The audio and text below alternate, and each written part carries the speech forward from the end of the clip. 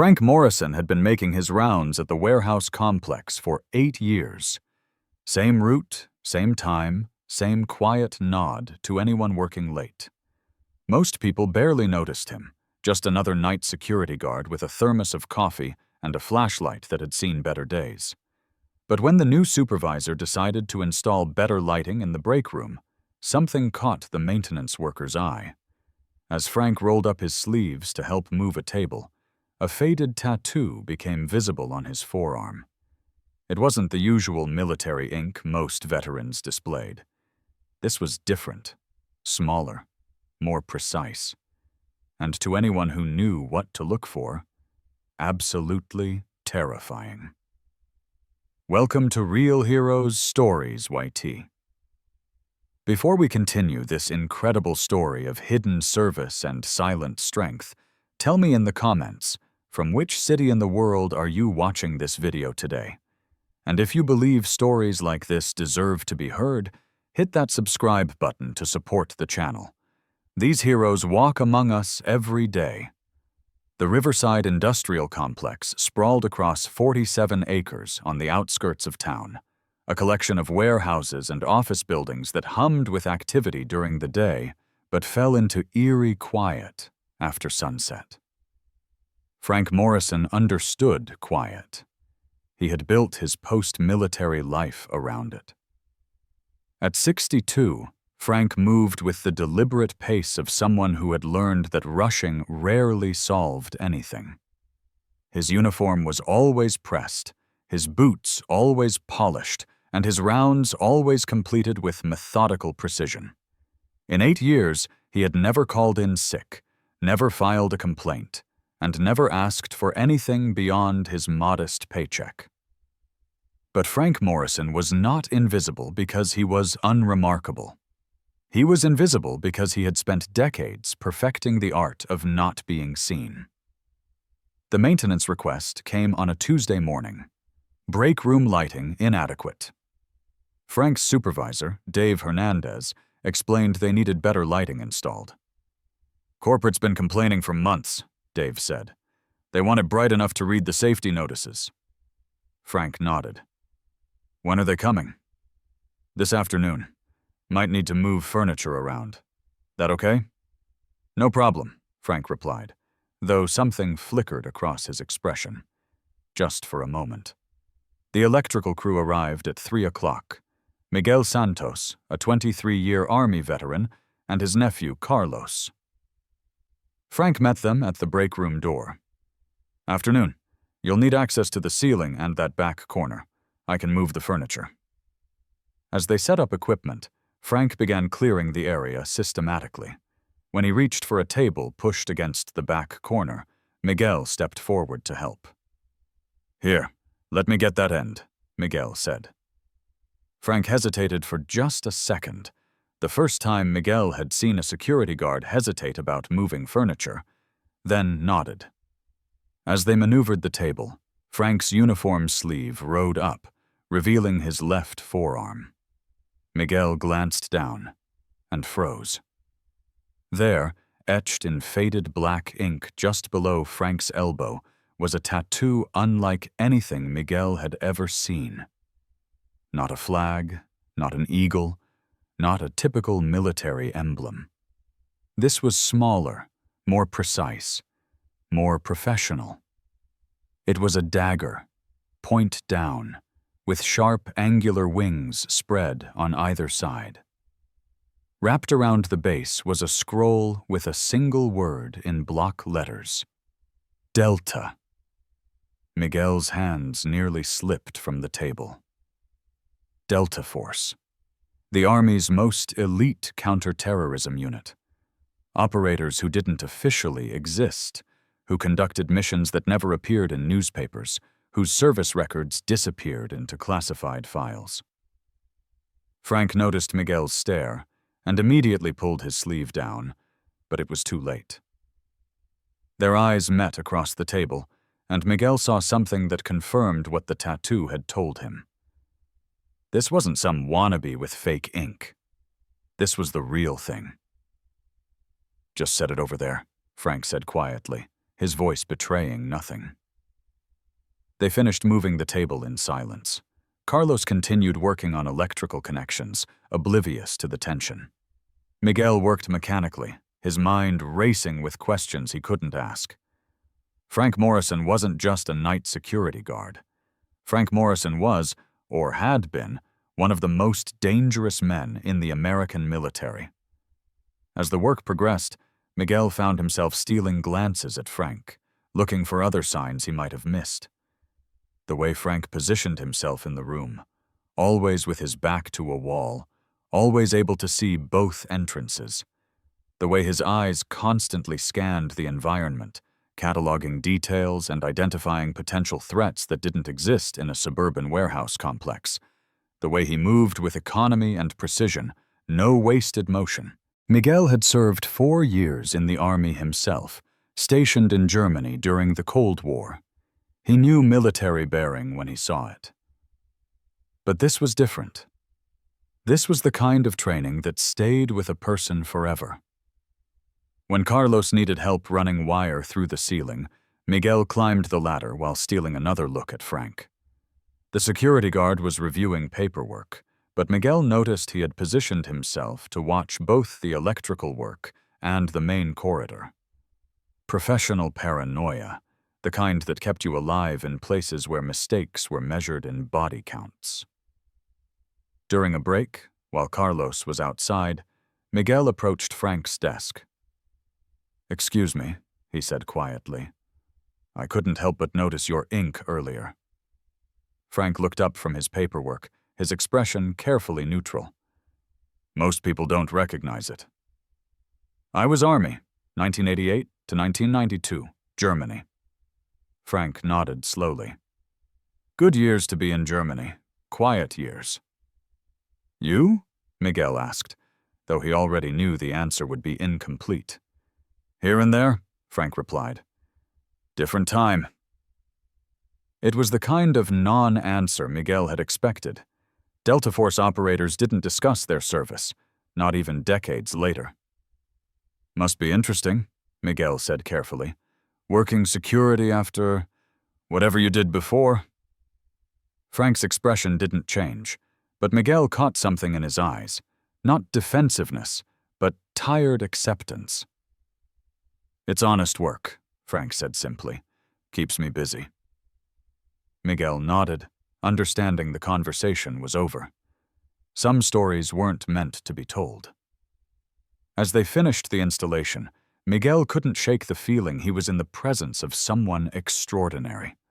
Someone who had probably saved lives, prevented disasters, and conducted operations that would never be acknowledged publicly. Someone who now spent his nights walking empty hallways and checking locked doors. As they prepared to leave, Miguel made a decision. "Frank," he said, extending his hand, "thank you for your service. Whatever it was, wherever it was." Frank shook his hand with a grip that was firm but not aggressive. "Thank you for yours," Frank replied. "And Miguel, maybe we keep this between us." Miguel nodded. "Of course." That evening, Miguel researched Delta Force online. What he read only deepened his respect for what Frank Morrison had once been. Delta Force was formed in 1977 as the Army's premier counterterrorism unit. Selection was extraordinarily difficult, with failure rates exceeding 90%. Those who made it through became part of operations ranging from hostage rescue to direct action against high-value targets. The men of Delta Force were recruited from elite units, but even among those warriors, Delta operators represented the absolute pinnacle of military capability. They trained constantly, deployed frequently, and retired quietly, if they lived long enough to retire at all. Over the following weeks, Miguel found himself paying attention to details about Frank he had previously overlooked. The way Frank positioned his car in the parking lot, always backed in, always with clear exit routes. The way he kept his belongings minimal and organized. The way he interacted with employees, friendly but distant, helpful but never revealing personal information. Miguel also noticed that Frank's routine patrols weren't routine at all. While they appeared systematic, Frank actually varied his routes and timing in subtle ways that would make him unpredictable to anyone monitoring his movements. Professional paranoia, again, the kind that had kept him alive during operations he would never discuss. One evening, Miguel was working late when he witnessed something that gave him new insight into Frank's character. A delivery truck had broken down in the parking lot, and Frank spent 20 minutes diagnosing and fixing the problem, demonstrating mechanical knowledge that went far beyond what most people possessed. After the truck left, Miguel approached Frank. "You know engines?" Frank shrugged. "A little. Learn to fix things when you're in places where calling Tepepoe isn't an option." Another glimpse into a past Frank rarely discussed. Miguel began to understand that Delta Force operators weren't just warriors. They were problem solvers, trained to adapt to any situation, to master whatever skills a mission required. Miguel's opportunity to learn more came when he was called back to investigate an electrical problem. Frank was conducting his patrol when Miguel arrived, and they ended up working in adjacent areas. Miguel heard voices from the main floor, Frank talking to someone, though Miguel couldn't see who. What struck him was the change in Frank's voice. It was still quiet, still professional, but there was an undertone of authority Miguel hadn't heard before. "Sir, I need to see some identification," Frank was saying. "This is a secure facility after hours." There was a brief exchange. Then Frank said something that made Miguel pause. "Sir, I'm going to ask you to keep your hands visible and step away from that crate." The tone was calm, but unmistakable. This was someone accustomed to dangerous situations, someone who knew how to project authority without escalation. Everything resolved peacefully, but Miguel had heard something that confirmed what he suspected. Frank Morrison might work as a security guard, but he thought and acted like someone with far more serious training. After finishing his work, Miguel found Frank completing paperwork on the incident. "Everything okay earlier?" Miguel asked. "Just routine," Frank replied. "Someone from a delivery company, but they were here outside normal hours without authorization. Probably just a scheduling mix-up." Miguel noticed Frank's report was unusually detailed for a routine incident. License plate numbers, physical descriptions, exact times. The thoroughness suggested Frank took security much more seriously than his job title indicated. As Miguel prepared to leave, Frank looked up. "Miguel, can I ask you something?" "Sure." "You've been paying attention to me lately. Any particular reason?" Miguel felt heat rise in his cheeks. "Sorry if I've been obvious. After seeing your tattoo, I've been curious about your background." Frank studied him with calculating eyes. "What kind of experience do you think I have?" Miguel chose his words carefully. "The kind that doesn't get discussed in job interviews." Frank was quiet for a moment, then seemed to make a decision. "Walk with me," he said. "I need to check the perimeter anyway." As they walked through the quiet complex, Frank began to speak. "You're right that there are things I don't discuss. Most of my military service is classified, and that classification doesn't expire just because I'm retired." Miguel nodded. "But I'll tell you this," Frank continued. "I spent 22 years in the Army. Started as regular infantry, worked my way up, got selected for special operations, did that for most of my career. Retired in 2003 as a sergeant major." "Why security work?" Miguel asked. "Someone with your background could do more." Frank stopped and turned to face him. "Miguel, do you know what it's like to spend 2 decades being very good at things that don't translate to civilian life? To have skills you can't put on a resume because they're classified? To know that most employers would be suspicious if they knew what you used to do?" Miguel hadn't considered that perspective. "This job," Frank gestured around the complex, Lets me use some of my training without having to explain it. I keep things secure, I solve problems, I handle situations. It's honest work, and it serves a purpose. They resumed walking. Besides, Frank added, not everyone who retires from special operations wants to stay in that world. Some of us prefer the quiet. Do you miss it? The other life? Frank considered the question. Parts of it, he said finally. The team, the sense of purpose, the feeling that what you were doing mattered, but not the deployments, not the danger, not the cost. He paused. I lost a lot of good people over the years. After a while, the quiet starts to sound appealing. As they returned to the office, Miguel felt like he understood Frank better, but realized how much he still didn't know. What operations had cost Frank those friends? What classified missions had shaped his worldview? Some questions would never be answered, but Miguel had gained insight into the character of a man who had served his country at the highest levels, then chosen to continue serving in a quieter way.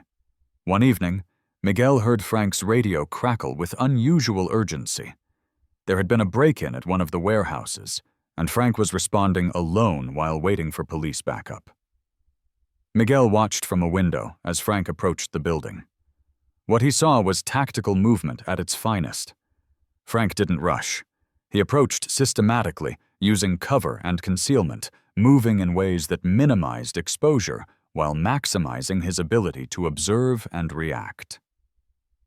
When Frank reached the building, he didn't burst through the door. Instead, he methodically cleared the exterior, checking for escape routes, positioning himself to control the situation. Miguel heard Frank's voice on the radio. "Dispatch, this is Frank. I have eyes on 2 suspects inside. Both appear to be juveniles, no weapons visible. I'm maintaining observation pending police arrival." When police arrived, they found Frank had positioned himself so the intruders were contained with no escape route.